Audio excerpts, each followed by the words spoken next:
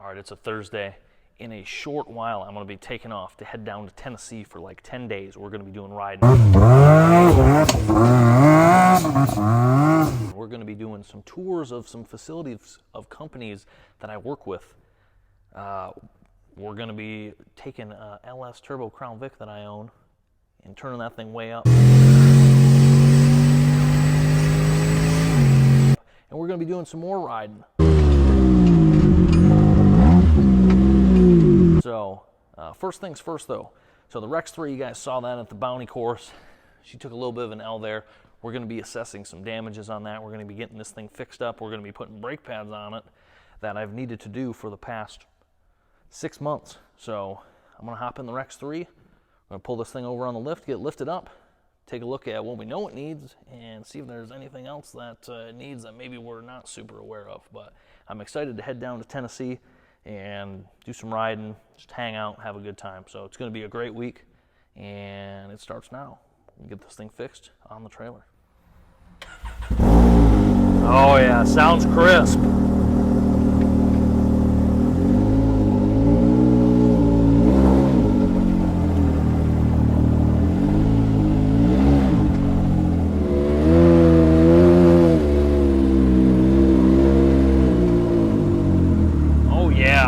It's a rare day when an X3 doesn't need brake pads, especially one that I own, but I got all 4 wheels off this thing and all the brakes appear to be good.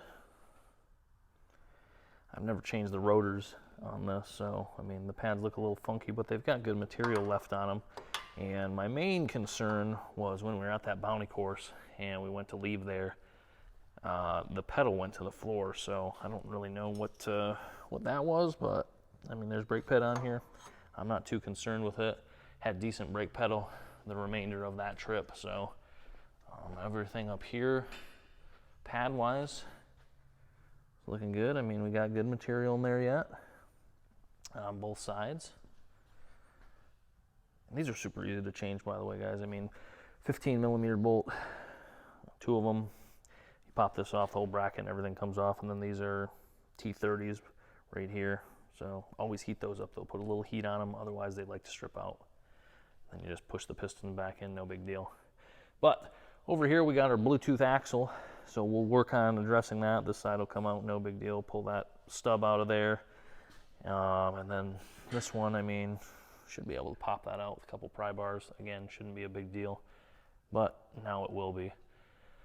And then also I've got my skid plate hanging down here. I'm just going to take my oscillating tool.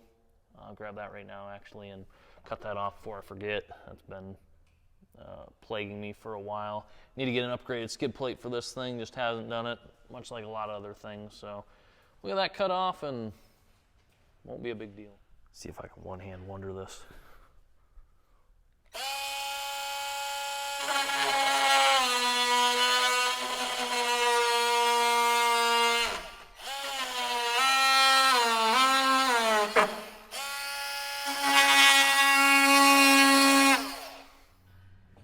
One-handed it didn't work too well, so we're just gonna go in with this and see how she goes.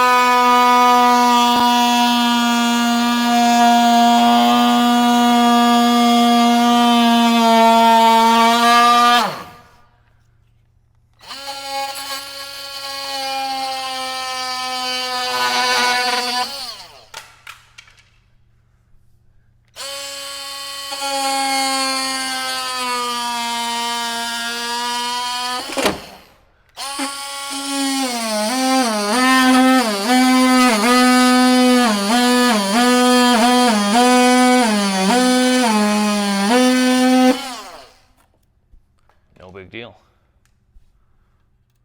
We got our skid plate taken care of. I'm going to move on to the axle now, so I'm going to disassemble a bit of the suspension, make it easy to get in there, get that old outer CV out, we'll be able to get the old in or out, hopefully just be able to cut a couple pry bars in there and get her out of there. So we'll do that now. We'll do a little time lapse on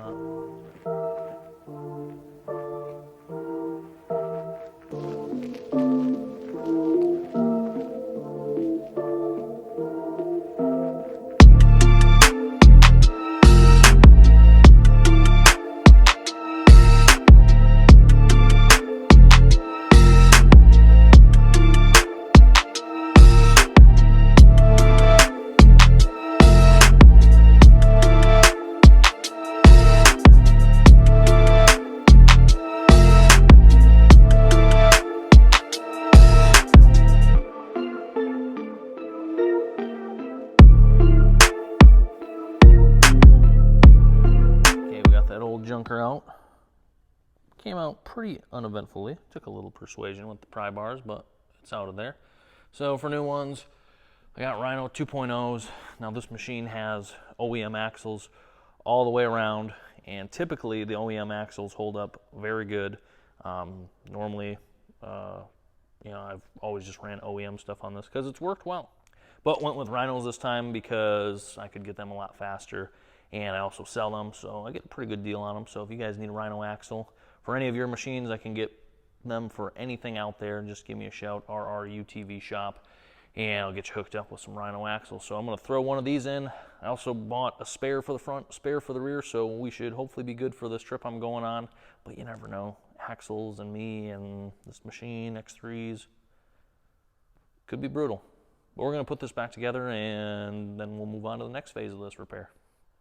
All right, last on the docket is addressing this ECU connector. So we're going to be going through some rough terrain in Tennessee, and I don't really want this to be giving me any problems. So if you guys recall from the Bounty course, I was having issues with this thing shutting off, and the culprit is right here. This guy is just coming unplugged on hard impacts, and it's like it's not fully seating or not locking in. So I'm going to try and get a zip tie, run it through some of these wires here around the ECU, and hope that'll hold it in, ideally. So upon further inspection, the connector is just broke, so I'm going to unplug it real quick here. And you can kind of see right above my thumbnail, it's broke. There's no tab there to lock it in, so we had already replaced this once, and it's broke, so zip tie it is. Alright, so we had a catastrophic failure of the microphone here, so I'm just kind of talking about having the Crown Vic and the Rex 3 on the trailer. I'm getting ready to head out to Tennessee here. I'm actually in Tennessee right now, and it's a good place. I've already done a lot of riding. You kind of saw that in a few of those teaser clips that posted earlier in this video. So yeah, hope you guys are excited for that stuff. I'm super excited to be here, glad to be a part of it. Hope you guys are too, and appreciate your support in this matter. And we'll see you in a couple days.